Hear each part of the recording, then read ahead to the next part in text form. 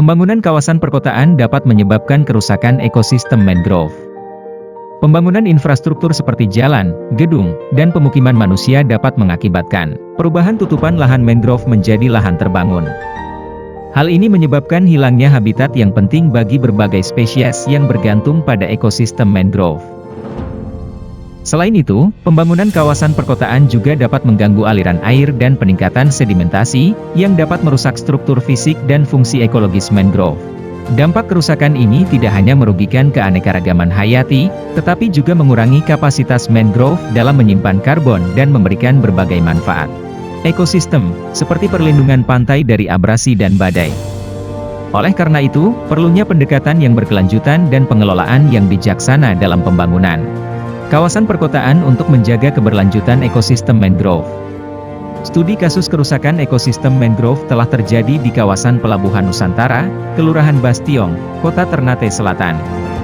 Pembangunan dan pengembangan sarana serta prasarana PPN Bastiong, Ternate Selatan, telah menyebabkan hilangnya ekosistem mangrove dalam kurun waktu 15 tahun, yaitu tahun 2001 hingga 2016. Kawasan PPN tersebut memiliki luas sekitar 22 hektar, di mana terdapat ekosistem mangrove seluas 10,57 hektar pada tahun 2001. Namun, pada tahun 2016, lahan tersebut telah diubah menjadi lahan terbangun. Total luas ekosistem mangrove di kawasan Pelabuhan Perikanan Nusantara pada tahun 2001 adalah 10,57 hektar. Namun, terjadi penurunan luas tersebut pada tahun 2009 menjadi 6,30 hektar. Pada tahun 2015, luasnya semakin berkurang menjadi 4,85 hektar. Akhirnya, pada tahun 2016, ekosistem mangrove di kawasan tersebut telah habis, tanpa tersisa vegetasi sedikit pun. Ekosistem mangrove adalah salah satu ekosistem paling efisien dalam menyimpan karbon di alam. Jumlah karbon yang dapat disimpan oleh ekosistem mangrove bervariasi, tergantung pada beberapa faktor, seperti jenis mangrove, kondisi lingkungan, dan luas ekosistem tersebut. Ekosistem mangrove merupakan salah satu ekosistem yang sangat efisien dalam menyimpan karbon di alam. Jumlah karbon yang dapat disimpan oleh ekosistem mangrove bervariasi, tergantung pada beberapa faktor, seperti jenis mangrove, kondisi lingkungan, dan luas ekosistem tersebut. Namun, akibat kerusakan yang terjadi, semua fungsi ekosistem tersebut hilang baik dari segi ekologi maupun berbagai jasa yang disediakannya.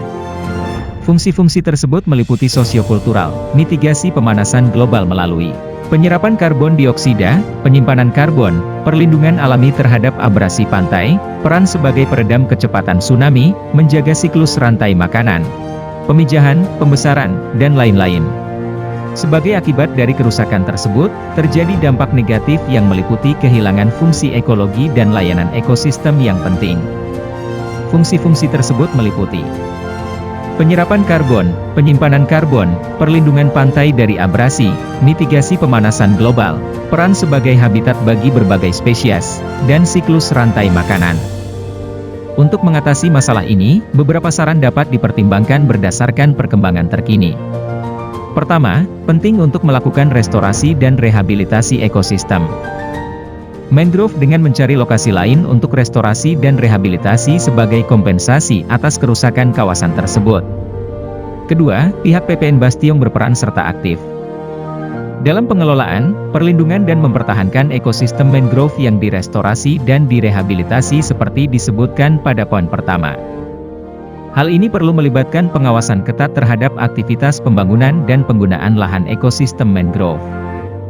Kesimpulannya, kerusakan ekosistem mangrove di kawasan Pelabuhan Perikanan Nusantara dari tahun 2001 hingga 2016 mengakibatkan penurunan drastis luas ekosistem dan kehilangan fungsi ekologi yang penting.